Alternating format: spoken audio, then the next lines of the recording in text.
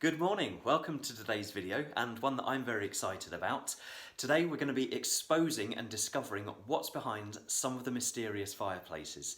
Now, this is a Georgian cottage. We originally thought it might be Victorian. I was told that it was built in the 1860s. Things on deeds and conversations with locals and looking at historical records, we think it might be a bit earlier than that actually, sort of 1820s to 1830s, so late Georgian. It was very, very heavily renovated in the 1970s. Their attitude to sort of pulling original features out, covering them up, using inappropriate materials is partly to blame for a degradation in the character of the house, but also some of the material defects and damp issues that it's having. Now is the time for taking the plasterboard off that they used to cover over all of the fireplaces. So the original cottage is 2 up, 2 down.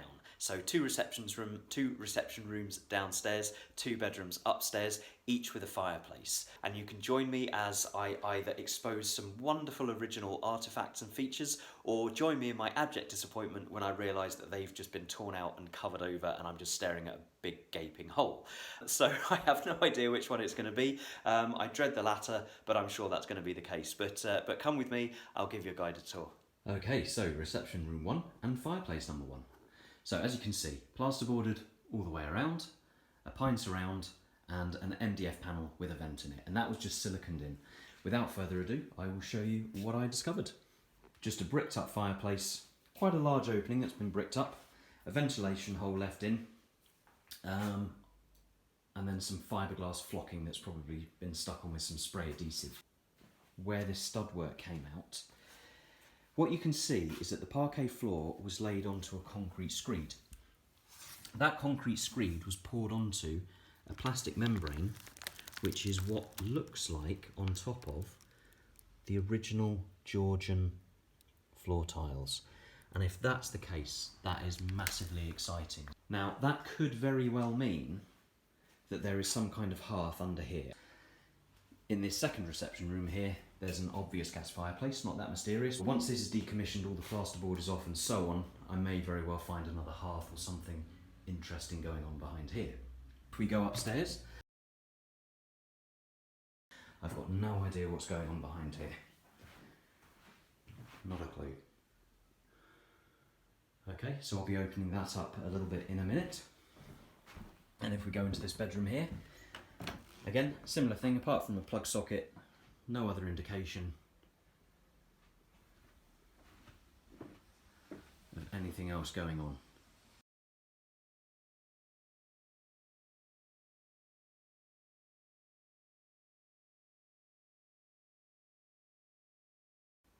A few minutes, and this is what we've exposed. Now obviously I'm going to take the rest of the plasterboard and these battens off just on the front face of this area, but straight away you can see that there's a small fireplace here with a lovely brick arch over the top, obviously blocked up. It goes down a little way there, probably down to the floorboards. I guess there's no hearthstone or anything like that, but whilst there's no glorious cast iron fireplace or something lurking behind here, which is a shame, there's still a lovely little fireplace with a nice brick arch, and something could be done with that. All the old plasterboard taken off and the battens, and this is what we're left with. Now there's obviously a lot of work left to do, but these aren't the original floorboards. So that 1970s renovation was obviously very thorough, but it just hasn't stood the test of time in many ways, unfortunately. And I thought I'd just show you out of the window. This is the view from the bedroom. So it's a very long garden, you know, with some lovely mature trees, nice buddleia bushes and lilac bushes and things. Obviously you can see where I'm taking off the cement render on the outside. Got a nice little plant growing out of the windowsill there in the rotten windowsills. This is where the stable block was. Presumably this was a sort of tack room door or something. It could be that this doorway here, which is now the kitchen's behind here, that could also have been something to do with the stable block as well. Anyway, for the sake of today's video, let's stick to the topic at hand, which is uncovering fireplaces. I wonder what we'll find. How exciting!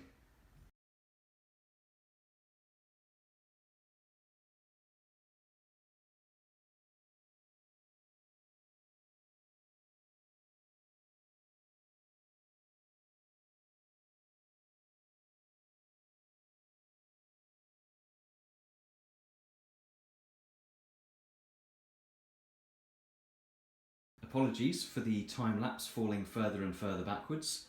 I think all the banging and pulling around, the joists are quite bouncy, so obviously that had a bit of an effect. But as you can see, a small fireplace again, over to the left-hand side of the chimney breast, presumably because the chimney from downstairs follows it up to the right-hand side. You can see another nice little brick arch, and where they've continued the brickwork up, it's taken them quite a few rows before they've managed to regain straight brickwork, which is quite interesting. This brickwork shouldn't be too difficult to get back out and reopen this fireplace up, and then whether I just make it decorative or functional, that is yet to be decided. Back downstairs, and as if by magic, we fast forward into the future. This is the first fireplace that I showed you that had the MDF panel and all those flocked bricks blocking it up. What a difference. Absolutely huge open fireplace. If I show you up the flue, you can maybe see light at the top. And from the front, this huge sandstone lintel. Absolutely fantastic. So that will be stripped back and restored to its former glory. There would have been probably a cast iron grate sat on this sort of angular arrangement here, and then you've just got bricks, the original bricks on either side. Where they've poured the concrete slab, you know, you've probably got about sort of 2 inches or so of concrete, and you can see the original tiles here still underneath. So when this floor, wooden floor and concrete comes up, hopefully that exposes all the original Georgian floor tiles, and then I'm possibly going to be laying a limecrete floor with underfloor heating, so I'm not sure how much I can salvage from this, but the tiles I'll certainly lift and try and relay on top of the limecrete, and I'll try and restore as much as I possibly can. But yeah, what a good find that is. Where these bricks stick out, that's actually where the wall is 9 inches thick. Above that, this is actually only single skin brick, and you can see between the joints that's all been repointed with cement. I don't know if this wall was rebuilt, but that's only single skin, so if there was any problem with the brickwork, that's possibly why they rebuilt it before blocking it up. It's not ideal, but now that it's open it should stay a lot drier, better ventilation. Unfortunately the brickwork is kind of failing inwardly here. Where I've taken this plasterboard off, you can see loads of failed bricks, and that's because they've repointed on the outside with cement and the moisture's come inwards, and then they had the plasterboard here with a vapour barrier on it, and that was just basically making a damp sandwich. So yeah, the bricks had no chance. If I show you where the gas fire was, grand reveal. That one's been decommissioned, taken out, so you can still see the gas pipe here. These bricks and these sandstone lintels would originally have been painted over, and this one is a bit better preserved. They didn't bother taking the plaster off, they just dot and dabbed plasterboard onto it. That's what all these sort of white splodges are. So that was a hell of a job getting it off, and I couldn't help but take some of the original plaster off with it. But underneath, what has been left, they just literally stuck it over. This is the original plaster with a sort of finish coat, and then on top of that you've got this sort of older wallpaper, and then on top of that again you've got a slightly more modern but still possibly a Victorian crown wallpaper. I don't quite know how old that is, maybe somebody can tell me. It's a Crown MA something, that would have given the pattern number, but it's disintegrated, so I've got no idea, so let me know if anybody knows. That just says join here. So yeah, a fantastic reveal. Nice tiles again at the bottom of this hearth.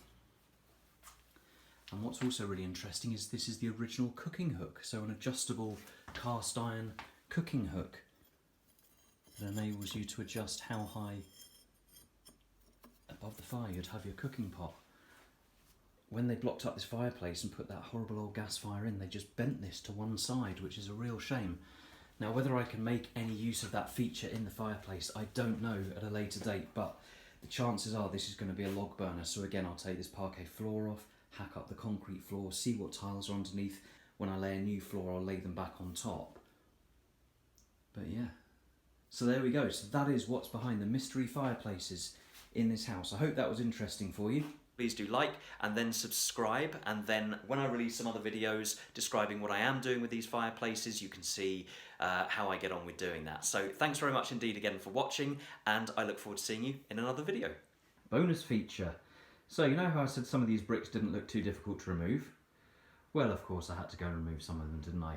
This is all twigs, moss, dirt, crap that the magpies or the jackdaws that nested in chimney pots have shoved down. And there's about 12 feet of it up to the chimney pot, stacked solid. Why didn't I just clear up what I had to clear up and go and have a beer? I'll have to come back another day armed with many buckets and drag all of this stuff down out of the chimney above here, clearing the flue. And then I can take the rest of these bricks out and do the same in the other bedroom and see what I'm left with. When will I ever learn?